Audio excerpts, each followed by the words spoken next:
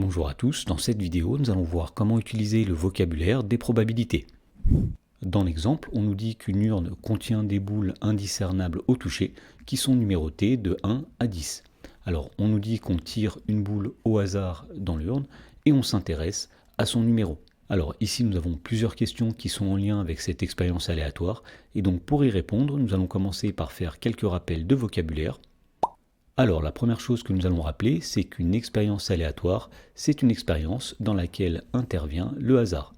La deuxième chose à savoir, c'est qu'un résultat possible d'une expérience aléatoire s'appelle une issue. Ensuite, la troisième chose que nous allons rappeler, c'est qu'un événement, c'est un ensemble d'issues.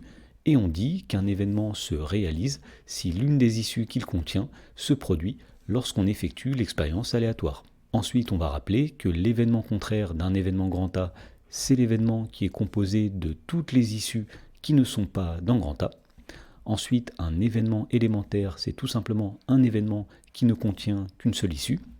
Un événement impossible, c'est un événement qui ne peut pas se réaliser.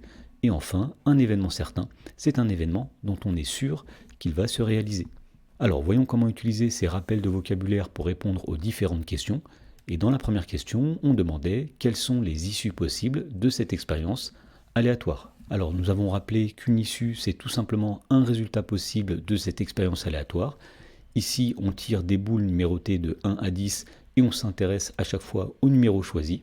Donc on peut dire ici que les issues possibles de cette expérience aléatoire, eh bien, ce sont tous les numéros qu'on peut tirer, à savoir 1, 2, 3, 4, 5, 6, 7, 8, 9 et 10. Dans la question numéro 2, on demande de donner un événement puis de donner son événement contraire. Alors pour donner un événement, on peut soit donner toutes les issues qu'il contient, ou bien on peut aussi le décrire à l'aide d'une phrase.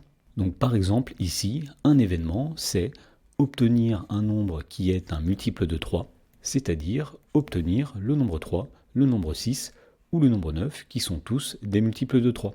Alors on nous demandait aussi de donner son événement contraire, et on a rappelé que l'événement contraire d'un événement, eh bien c'est l'événement qui est composé de toutes les issues qui ne sont pas dans A. Donc ici, l'événement contraire de l'événement obtenir un nombre qui est un multiple de 3, ce sera l'événement obtenir un nombre qui n'est pas un multiple de 3.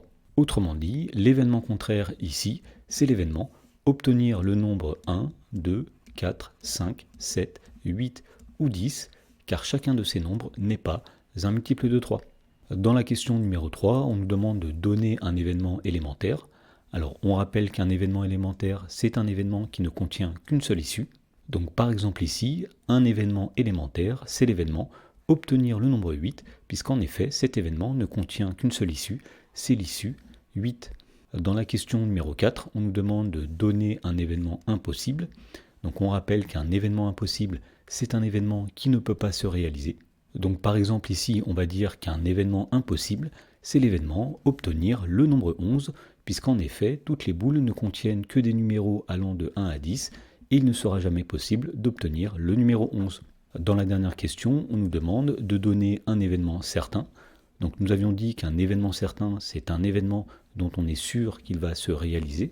Donc par exemple, un événement certain, c'est l'événement obtenir un nombre inférieur à 15, et effectivement on est sûr que cet événement va se réaliser, puisque toutes les boules ont des numéros qui vont de 1 à 10, donc on est certain à la fin que le nombre obtenu sera inférieur à 15.